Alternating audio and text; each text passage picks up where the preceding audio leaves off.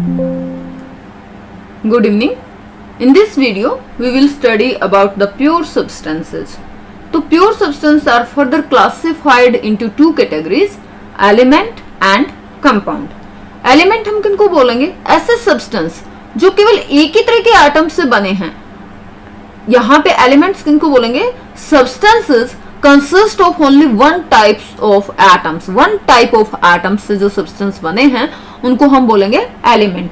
और अगर कंपाउंड की बात करें तो जब more than one type of atoms, two और more atoms of different elements combine together in a definite ratio, तब जो सब्सटेंस हमें मिलेगा उसको हम बोलते हैं कंपाउंड. कंपाउंड जैसे हमारा वाटर है, जैसे हम बात करें, मान लो वाटर में क्या हुआ कि हमने बोला कि यहाँ पे टू और more atoms of different elements.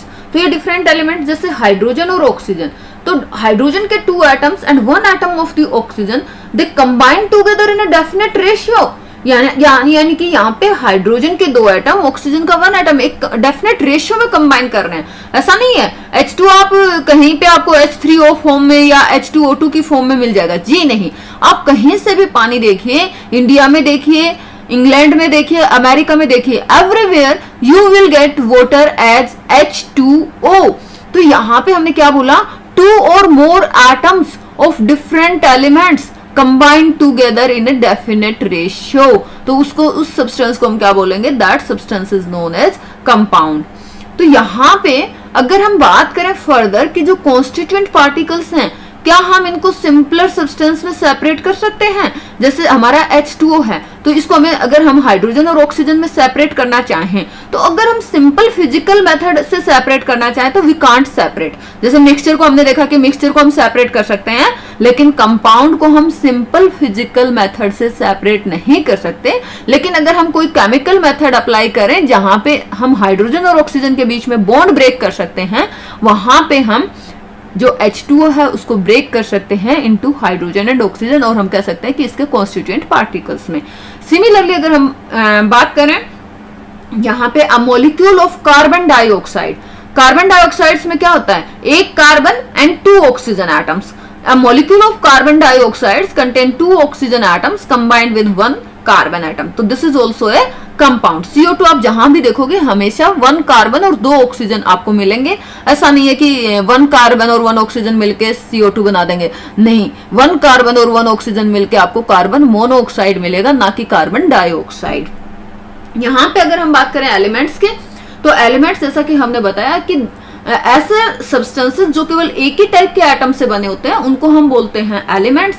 Elements आपके एग्जिस्ट कर सकते हैं in the form of atoms, in the form of molecules.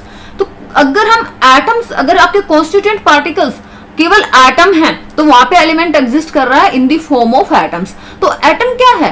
Atom उस मैटर की स्मॉलेस्ट यूनिट है, और उस मैटर की स्मॉलेस्ट यूनिट एटम है जिसके अंदर वो सारी की सारी प्रॉपर्टीज हैं जो उस एलिमेंट की प्रॉपर्टीज हैं. और हमें पता है कि एटम को हम फर्दर ब्रेक डाउन नहीं कर सकते हैं.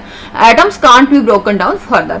एग्जाम्पल की अगर हम बात करें, जैसे कोई मेटल है, जैसे सोडियम है, कॉपर है, तो ये इनके अंदर जो बेसिक कॉन्स्टिट्यूएंट्स हैं वो एटम्स हैं. अच्छा, तो फिर मॉलिक्यूल्स क्या होते हैं? मॉलिक्यूल्स में क्या होता है? टू और मोर एटम्स अगर आपस में कंबाइन कर जाएं तो वो एक मॉलिक्यूल बनाते हैं. Molecule is the combination of two और मोर एटम्स. तो इनको हम जो अलग अलग एटम्स में ब्रेक कर सकते हैं. तो जो मॉलिक्यूल्स हैं they can be broken into atoms, जैसे hydrogen gas, nitrogen gas, oxygen gas. तो यहाँ पे जैसे हम यहाँ पे देखेंगे कि हम हाइड्रोजन गैस के मॉलिक्यूल की बात कर रहे हैं, तो इसमें दो हाइड्रोजन एटम मिलके, यहाँ पे हमने बोला ना कि टू और more atoms combine to give their respective molecules. तो यहाँ पे टू हाइड्रोजन एटम कंबाइन होके आपका हाइड्रोजन गैस का एक मॉलिक्यूल बनाते हैं. Similarly two oxygen atoms combine together to give one molecule of oxygen. तो हम इनको क्या कर सकते हैं? अलग अलग एटम्स में सेपरेट कर सकते हैं. बट कंडीशन क्या है? एलिमेंट्स के अंदर चाहे वो आपका एटम्स फॉर्म में हो चाहे मॉलिक्यूल्स फॉर्म में हो, एटम्स की जो टाइप है that will be similar type. Only one type of atoms are present in case of elements. और कंपाउंड के केस में डिफरेंट एलिमेंट्स के एटम्स प्रेजेंट होंगे in a definite ratio. So this is the difference between element and compound. तो अब हम ये देखेंगे कि जैसे ये कंपाउंड है, ये कंपाउंड जैसे हमने अभी वाटर की बात की कि वाटर जो है हाइड्रोजन और ऑक्सीजन से मिलकर बना है, तो क्या जो कंपाउंड की प्रॉपर्टीज हैं वो इसके कॉन्स्टिट्यूएंट एलिमेंट से अलग होती हैं? Yes, properties of a compound are different from its constituent elements.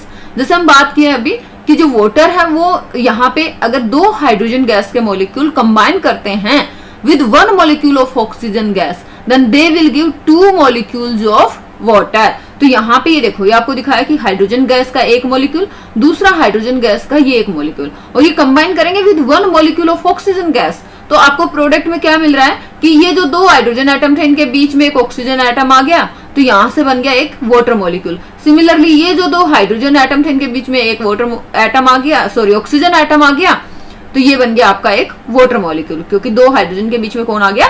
Oxygen atom आ गया। तो ये आपका क्या बना दिया? H2O। तो ये बन गया वाटर मॉलिक्यूल।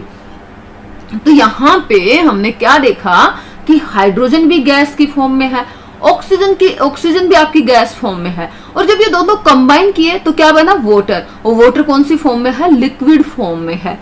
तो क्या देखा हमने कि प्रॉपर्टीज अलग अलग हो गई। दूसरा, जो हाइड्रोजन है आपका, हाइड्रोजन बॉन्ड होता है एक पॉप साउंड के साथ। ऑक्सीजन की अगर हम बात करें तो ऑक्सीजन कंबेशन में हेल्प करता है, स्पॉटर ऑफ कंबेशन।